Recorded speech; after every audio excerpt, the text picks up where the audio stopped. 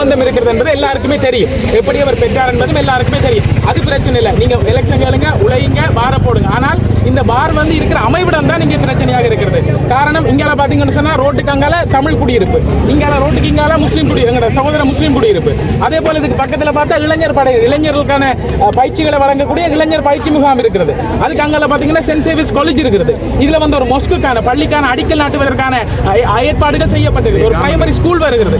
இப்படி இந்த அமைவிடம் என்பது இந்த பார் அமைய பெற்றிருக்கக்கூடிய அமைவிடம் பிள்ளையான அமைவிடம்.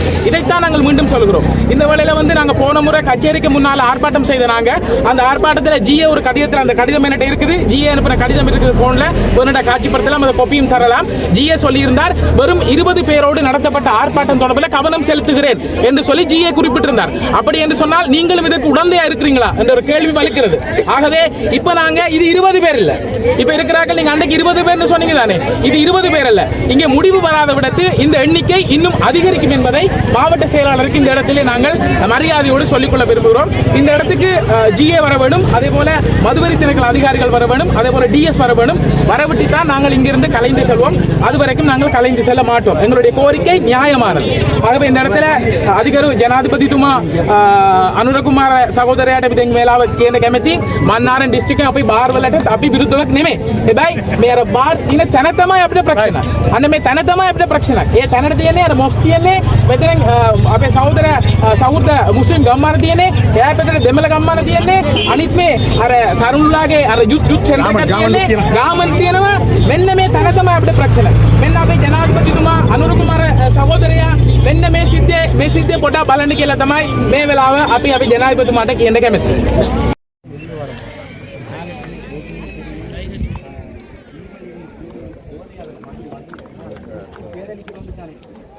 வருமானமா இருக்கான்.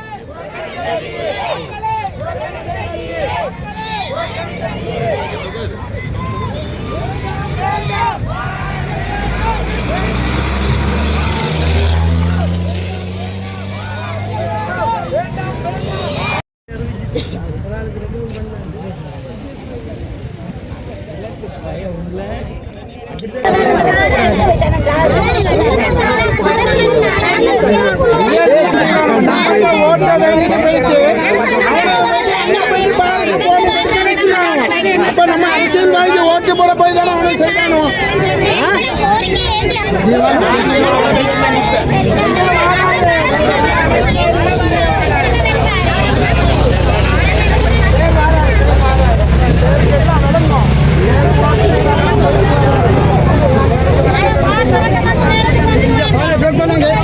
வந்து பார் சரி வராது.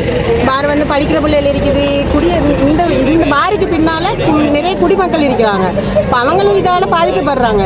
எங்களுக்கு இந்த பார் தேவையே இல்லை. இந்த பாரை வந்து வேற எங்கேயும் கொண்டு வைங்க. உங்களோட சுயலாபத்துக்காக எங்களோட வந்து வாழ்வாதாரத்தை, எங்களோட வாழ்க்கை மக்கள் இதில் கூடுதலாக பயணிக்கிறாங்க. பெண்கள் பைக்கில் போகிறாங்க வராங்க, அவங்களுக்கு டிஸ்டர்ப். நானும் எந்த நேரமும் இதால் போகிறது மாறுது. இதால் எங்களுக்கு டிஸ்டர்பாக இருக்குது. இந்த பார் எங்களுக்கு தேவையில்லை.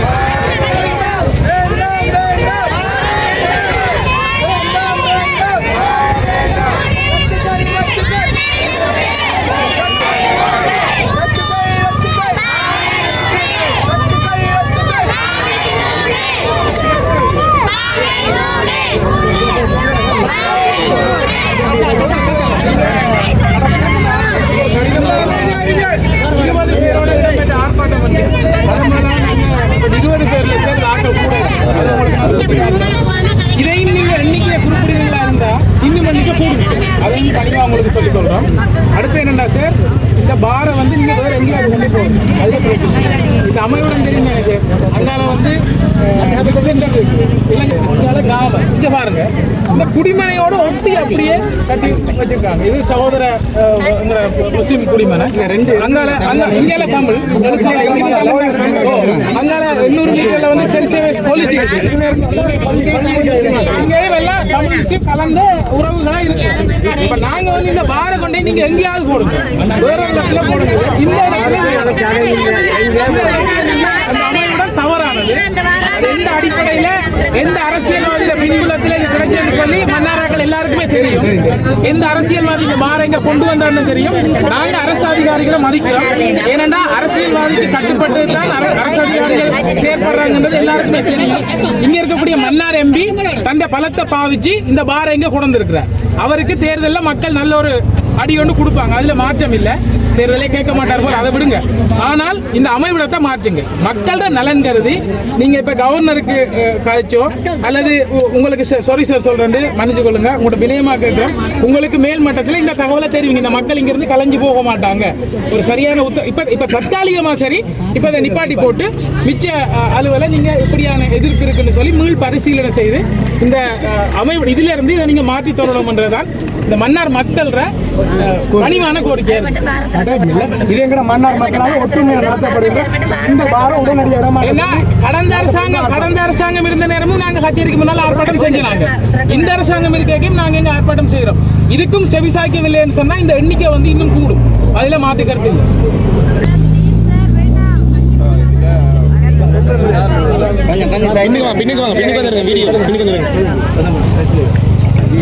மதுபான சாலைக்குரிய அந்த அனுமதிகள் வந்து மதுவெறி ஆணையாளர் நாயத்தால் வழங்கப்பட்டு வருவது வழக்கம். நீங்கள் அது இது சம்பந்தமாக நீங்கள் கடந்த முறையும் இருக்கார் எங்களுக்கு அது சம்பந்தமாக கச்சேரிக்கு முன்னால் ஒரு அமைதியாக ஒரு ஆர்ப்பாட்டம் செய்து தந்தீங்க. நான் அதில் ஒரு குறிப்பிட்ட அதில் அந்த கடிதம் எழுதப்பட்டதில் ஒரு சின்ன தவறு ஒன்று இருந்தது. மேலே வந்து ஒரு 10 குறிப்பிட்ட அந்த 20 பேர் அதை 70 மினிட் பண்ணிங்க. அது தவறுதலாக கடிதத்தினே தவறுதல் எழுதப்பட்டுருது.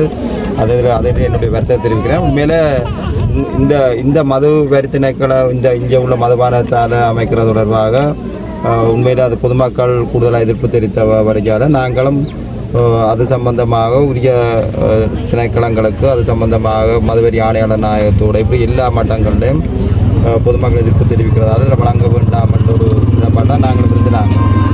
ஆனால் அது தொடர்ச்சியாக மதுவெறி திணைக்களத்தில் இருந்து எங்களுக்கு ஏன்னா மதுவெறி திணைக்களம் ஒரு லைசன்ஸை கொடுத்தால் பிரதேச செயலாளர் அது கட்டாயம் அதுக்குரிய டேக்ஸை வந்து கட்டாயம் கொடுக்க வேணும். அது கொடுக்காவிட்டால் அது சட்டத்தை அந்த மதுவெறி திணைக்களத்தின் அந்த இதை நாங்கள் மீறுற அடிப்படையில் ஒரு பிணை இல்லாத அது சம்பந்தமாக உண்மையில் பொதுவாக ஒரு பிரதேச செயலாளருக்கு சார்பாக ஒரு அரசு சட்டத்தரணி ஸ்டேட் கவுன்சிலாக இதில் அட்டர்னி ரீஜனல் டிபார்ட்மெண்ட்டால் வருவினம். ஆனால் இப்படியான ஒரு சந்தர்ப்பத்தில் ஒரு வழக்கொண்டு சுப்ரீம் கோர்ட்டில் போடப்படாது பிரதேச செயலாளருக்கு அது சம்பந்தமாக முன்னிலையாவதற்கு சட்டத்தரணிகள் கூட வரமாட்டார்கள். அப்போ அப்படி ஒரு இதான நாங்கள் மதுவெறி திணைக்களத்துக்கு பல முறை சொன்னாங்க இப்போ பொதுமக்கள் எதிர்ப்பு இருக்குது, இதை நிப்பாட்டம் கொண்டு நானே நேரடியாக பல தடவை தொலைபேசியில் கதைச்சான். அவர்கள் ஒரு காரணத்தை சொல்லி அதை தொடர்ச்சியாக வழங்குற நிலையில்தான் இருந்தவை. அப்போ இது சம்பந்தமாக உண்மையில் பொதுமக்கள் இந்த இதை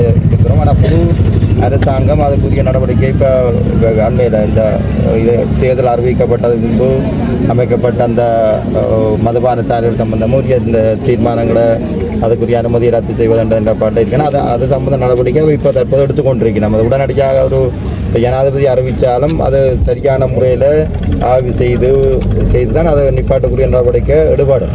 அது ஒரு சிறு தாமதங்கள் ஏற்படும்.